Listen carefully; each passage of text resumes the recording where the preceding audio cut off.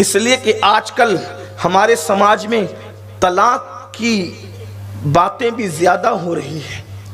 میں نے کئی محفلوں میں کہا کہ مرد کبھی طلاق نہیں دیتے بلا وجہ، جو طلاق دیتے ہیں وہ مرد نہیں بلکہ نامرد ہیں، بلا وجہ طلاق دے۔ لوگوں کو حیرت ہوتی یہ کیسے ہو سکتا ہے؟ میں نے کہا کیوں طلاق دیتے ہو؟ تو کہا وہ اہل نہیں تھی۔ وہ اہل نہیں تھی، اگر آپ اہل تھے تو نا اہل کو اہل بنانا یہی تو باصلاحیت لوگوں کا کام ہے۔ اچھوں کے ساتھ نباہ تو سب کر لیتے ہیں، بروں کے ساتھ نباہ کرنے والے بہت بڑے لوگ ہوتے ہیں۔ حضرت سیدنا ابراہیم خلیل اللہ نے ایک بار اللہ کی بارگاہ میں شکایت کی کہ مولا سارا ایسی ہے، حضرت سارا، اللہ اکبر، نبیوں کی ماں، نبی کی بیوی، ابراہیم خلیل اللہ کی بیوی اور بنی اسرائیل کے تمام انبیاء کی ماں، اس لیے کہ حضرت سارا سے اسحاق علیہ السلام پیدا ہوئے، اور اسحاق علیہ السلام سے حضرت یعقوب پیدا ہوئے، اور حضرت یعقوب سے سارے انبیاء بنی اسرائیل پیدا ہوئے حضرت عیسیٰ علیہ السلام تک۔ یعنی جتنے انبیاء حضرت سارا کی نسل میں پیدا ہوئے، اتنے انبیاء کسی عورت کی نسل میں پیدا نہیں ہوئے۔ حضرت ابراہیم علیہ السلام نے ان کی شکایت کی، حضرت سارا کی، کہ مولا سارا ایسا جو بھی کہا میں اس کی تشریح نہیں کرتا، اس لیے کہ نبی کی بیوی انبیاء کی ماں ہے، لیکن عورت عورت ہے جی، عورت ہے۔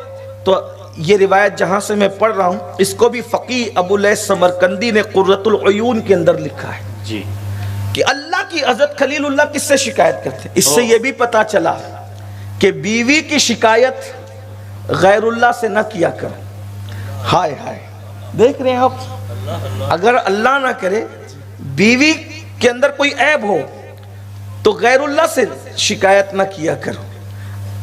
اب وہ تو خلیل تھے، انہوں نے اللہ سے شکایت کری، لیکن اللہ نے جواب کیا دیا؟ واہ، اللہ نے فرمایا اے میرے خلیل، میں نے عورت کو بنایا ہی ٹیڑھی پسلی سے ہے، جب میں نے ٹیڑھا بنایا ہے تو کوئی سیدھا کیسے کر سکتا ہے؟ اللہ اللہ، آپ غور فرمائیں، اس سے عورتیں اپنی بے عزتی تصور نہ کریں، یہ ان کی معراج ہے جی، کہ اللہ پاک ان کی تخلیق کی طرف اشارہ فرما رہا ہے، اور کس خوبی کے یہ میرے اللہ کا کلام، پھر میرے اللہ کا کلام۔ ارے جب اس کے محبوب کے کلام کی شان یہ ہے کہ وہ سخن ہے جس میں سخن نہ ہو، وہ بیان ہے جس کا بیان نہیں، تو پھر اللہ اکبر، اللہ کے کلام کی شان کیا ہے؟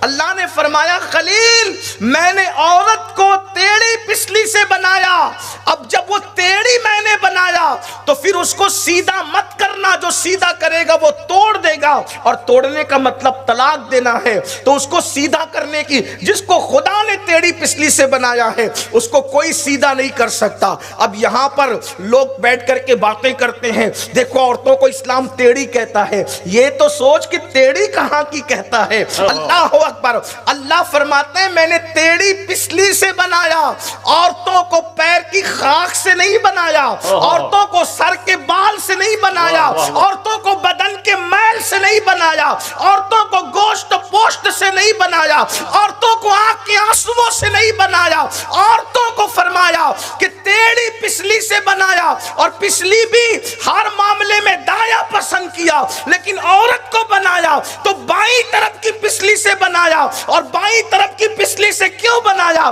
اس لیے کہ بائیں طرف دل ہے، اور دل کے قریب کی پسلی سے بنایا، اور مردوں کو پیغام دیا عورت نہ سر پہ رکھنے کی چیز ہے نہ پیر میں پہننے کی چیز ہے، دل کی قریب کی پسلی سے پیدا کی گئی ہے، دل میں رکھنے کی چیز ہے۔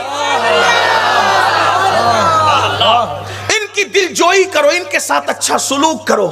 اللہ اکبر، عورتوں کے ساتھ حسن سلوک کرنا، اللہ کے رسول صلی اللہ علیہ وآلہ وسلم بذات خود کتنا اچھا سلوک کرتے، فرماتے ہیں اگر کسی کامل ایمان والے کو دیکھنا ہے، اب معیار دیکھیں، ہم جلسے بہت سنتے ہیں لیکن میں سمجھتا ہوں جلسوں میں تو ہم بہت شریف ہوتے ہیں، علماء کے سامنے، پیروں کے سامنے ہاتھ باندھ کے کھڑے ہوتے ہیں، لیکن گھر کے اندر باضابطہ طور پر ماں بہن کی گالیاں عورتوں کو دی جاتی ہیں۔